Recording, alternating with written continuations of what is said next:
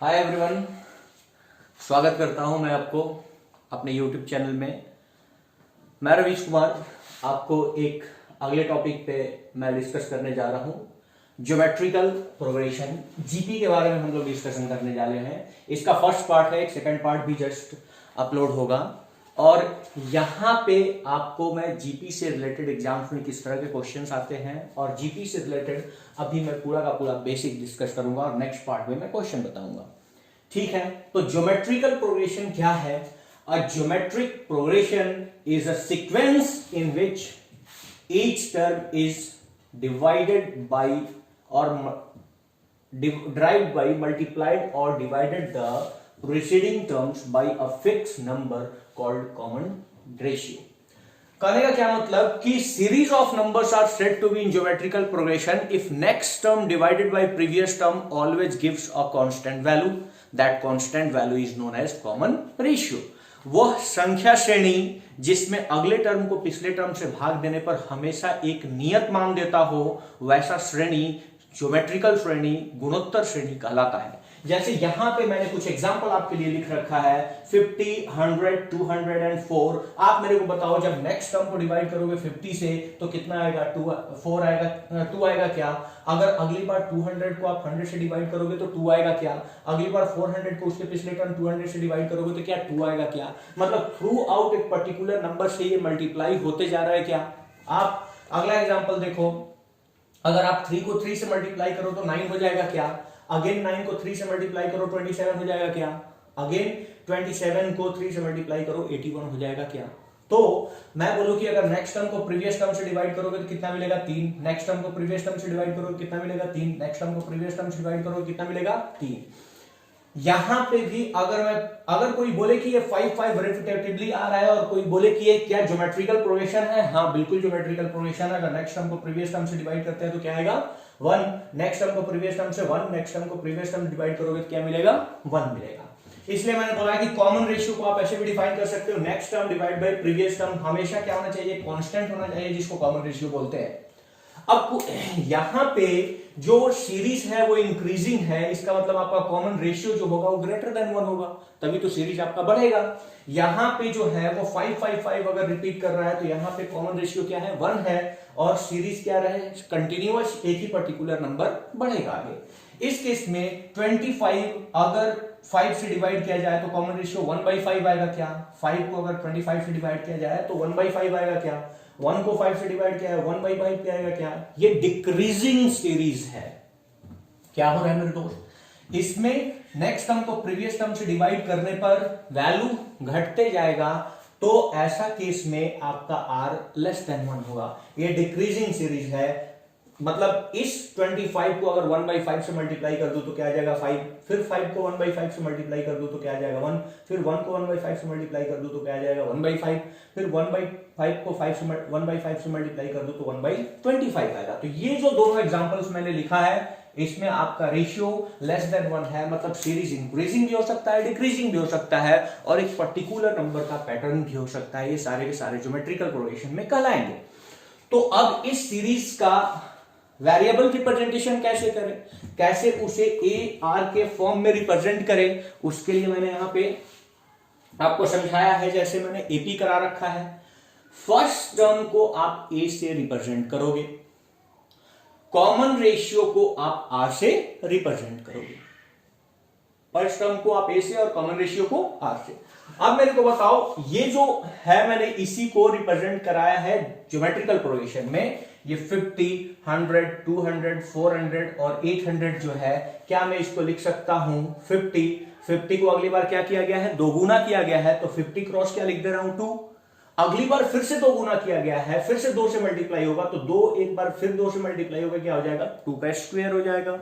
यहां पे 50 को 50 इंटू 2 का स्क्वायर को अगली बार फिर से 2 गुना किया गया होगा तो 2 का क्या हो जाएगा? क्यूब हो जाएगा एंड सो ऑन। ऐसे रिप्रेजेंट कर सकते हैं, मतलब ज्योमेट्रिकल प्रोग्रेशन को रिप्रेजेंट कर सकते हैं A R square, A r cube and so on. मेरे को बताओ फर्स्ट टर्म में ए है क्या? ए है, आर नहीं है। सेकेंड टर्म में आर कितनी बार है? 1 बार। थर्ड टर्म में आर कितनी बार है? 2 बार। और फोर्थ टर्म में आर कितनी बार है? 3 बार। तो वैसे ही अगर कोई nth टर्म लिखा जाए तो उसमें r कितनी बार होगा, एक बार कम होगा, इसीलिए इसका nth टर्म होता है a into r to the power n minus 1। Clear है? तो अगर मैं इस सीरीज का बोलता कि 11th टर्म आप लिखिए, तो 11th टर्म आप लिखते 50 cross 2 to the power 10।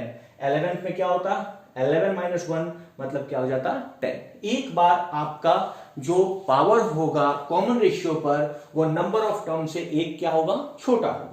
Hope की आइडिया आपको क्लियर है।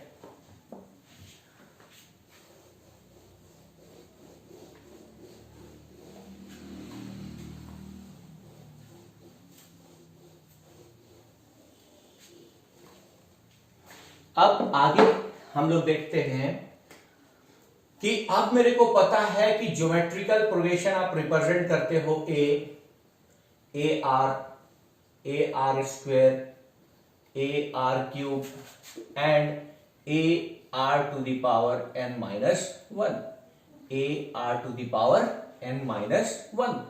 ये बात समझ में आ रहा है? मुझे इसका nth टर्म पता था। अब मैं बात करता हूं इसके सम का। अगर मैं इसके सम की बात करूं तो sum a into r to the power n minus 1 divided by r minus 1 होगा, या इसका sum a 1 minus r to the power n divided by 1 minus r होगा। ये कब कंडीशन होगा, ऐसा क्यों होगा? मैं बात कर रहा हूं यहां पे इफ आर ग्रेटर देन क्या हो, 1 हो। ये कंडीशन कब अप्लाई होगा, जब आपका इंक्रीजिंग सीरीज होगा, आपका जो रेशियो होगा वो ग्रेटर देन 1 होगा। ये कब अप्लाई होगा, जब आपका रेशियो लेस देन 1 होगा, मतलब सीरीज क्या होगा, डिक्रीजिंग सीरीज होगा। जब सीरीज आपका क्या होगा, डिक्रीजिंग सीरीज होगा। मतलब मैं आपको बताना चाहूं कि अगर मैं इस तरीके का सम करना चाहूं कि 5, 25, 125, 625, इस तरह के चीजों को मैं अगर ऐड करना चाहूं तो इस केस में इसका कॉमन रेशियो आर जो है वो ग्रेटर देन 1 है, तो मैं इस फॉर्मूले का यूज करूंगा। लेकिन जब मैं इस तरह के टर्म को ऐड करना चाहूं, सपोज 9 है, 3 है, 1 है, 1/3 है, 1/9 है, 1/27 एंड सो ऑन, अगर इस तरीके के चीज को मैं ऐड करना चाहूं, चूंकि इसमें r लेस देन क्या है, 1 है, क्योंकि ये डिक्रीजिंग सीरीज है, तो इसमें इस तरीके के फॉर्मूला को यूज किया जाएगा। क्यों? अगर मैं बात करूं, अगर r आपका लेस देन 1 है तो r का अगर पावर अगर बढ़ते जाएगा, इंक्रीज होते जाएगा, जो भी r पे आप पावर देते हैं इंक्रीज होते जाएगा, तो इसका वैल्यू क्या होगा, डिक्रीज होगा। इसका वैल्यू जो होगा वो घटते चला जाएगा। मतलब इस बारी r का वैल्यू जो है वो क्या है, लेस देन 1 है, तो 1 से सब्सट्रैक्ट होगा, और चूंकि इसका पावर कुछ भी होगा, तो कोई भी वैल्यू अगर 1 से छोटा होता है, उसका पावर अगर बढ़ते चला जाए तो उसका वैल्यू और भी छोटा होते चला जाएगा। इसीलिए इस केस में 1 minus r to the power n divided by 1 minus r होगा, क्योंकि r ऑलरेडी 1 से क्या है, छोटा है। यहां पे ये चीज तो मुझे पता होना चाहिए, लेकिन मैक्सिमम मुझे एसएससी, बैंकिंग, रेलवे में जो क्वेश्चन सॉल्व करने होते हैं उसमें इनफाइनाइट सीरीज के सम के बारे में बात होती है, जो मैं दिखाना चाहता हूं आपको। यहां पे मैं थोड़ा सा और आगे लेके चलना चाहता हूं, आप खूब ध्यान से समझिएगा। अब मैं चाहता हूं ऐसे सीरीज को ऐड करना जो कहीं खत्म ही ना हो। मतलब अगर मुझे ऐड करना हो, सपोज 2 + 4 + 8 + 16 एंड डॉट डॉट क्या, इनफाइनाइट। मतलब ये सीरीज कहीं जाके खत्म ही नहीं हुआ है, मुझे इनफाइनाइट सीरीज को ऐड करना है। तो इसमें अगर ये सीरीज इनफाइनाइट सीरीज है, तो यहां पे बताओ, जब ये इंक्रीजिंग सीरीज है तो इनफाइनाइट में इतना बड़ा नंबर हो जाएगा कि वो इनफाइनाइट के बराबर होगा। इसीलिए इस केस में जो सम होगा वो इनफाइनाइट के बराबर हो जाएगा। इसमें सम क्या हो जाएगा, इनफाइनाइट के बराबर हो जाएगा। होप की आइडिया आपको क्लियर है? क्यों? क्योंकि मैं इंक्रीजिंग सीरीज को ऐड कर रहा हूं, ये बढ़ते चला जाएगा नंबर, और उसको अगर वापस में ऐड करना हो तो ऑलरेडी क्या होगा, इनफाइनाइट होगा। क्लियर है? लेकिन मैं अगर इस तरह की सीरीज को ऐड करना चाहूं जो इनफाइनाइट सीरीज डिक्रीजिंग है, सपोज मैं ऐड करना चाहूं 3 + 1 plus 1/3 plus 1/9 plus 1/27 and so on infinite तक। मतलब ये कहीं जाके खत्म हो ही नहीं रहा है। लेकिन चूंकि ये डिक्रीजिंग सीरीज है तो आप मेरे को बताओ 1 से 1/3 का वैल्यू क्या कम है क्या, उससे भी कम क्या 1/9 है क्या, उससे भी कम क्या 1/27 है क्या। तो जब ये आगे बढ़ता चला जाएगा तो जब डिनोमिनेटर काफी बड़ा हो जाएगा तो आगे के वैल्यू को ऑलमोस्ट मैं जीरो की तरह एज्यूम कर सकता हूं। इसीलिए ऐसे सीरीज को ऐड किया जा सकता है क्योंकि इसका कुछ फाइनाइट वैल्यू होगा। इसका क्या होगा, फाइनाइट वैल्यू होगा। अब इस केस में अगर मैं यहां पे सम करना चाहूं तो इस केस में a 1 minus r to the power n जो है वो r to the power r चूंकि आपका एक से छोटा है 1 माइनस r, चूंकि r एक से छोटा है और कोई भी वैल्यू अगर एक से छोटा हो और r का पावर अगर इनफाइनाइट हो तो ये वैल्यू ऑलमोस्ट जीरो के बराबर हो जाता है if r is less than 1। r is less than, अगर r लेस देन 1 है और उसका पावर अगर इनफाइनाइट हो, चूंकि हमारे पास टोटल नंबर ऑफ टर्म्स कितने हैं, इनफाइनाइट टर्म्स है, तो r to the power infinite का वैल्यू जीरो को अप्रोच करता है, अप्रॉक्स जीरो हो जाता है। तो यहां पे ये वैल्यू अगर जीरो हो जाएगा, चूंकि हम इनफाइनाइट सीरीज को ऐड कर रहे हैं, ये कहीं जाके खत्म हो ही नहीं रहा है, न्यूमरस टर्म्स है, तो मैंने r का पावर इस बारी n लिमिटेड नहीं था, क्या था, इनफाइनाइट था, तो r का पावर इनफाइनाइट होगा तो ये वैल्यू अप्रोच करेगा किसको, जीरो को। तो ये अगर जीरो को अप्रोच करता है तो यहां पे क्या हो जाएगा, जीरो, और ये हो जाएगा a divided by 1 minus zero, 1 ही रहेगा, 1 a से मल्टीप्लाई होगा तो यही रहेगा 1 माइनस r, और ये काफी इंपॉर्टेंट सम हो जाता है और इससे ढेर सारे क्वेश्चंस आपसे क्वेश्चन पूछ रखा है, सीजीएल ने पूछ रखा है, बैंकिंग में बहुत सारे क्वेश्चंस पूछ रखे हैं।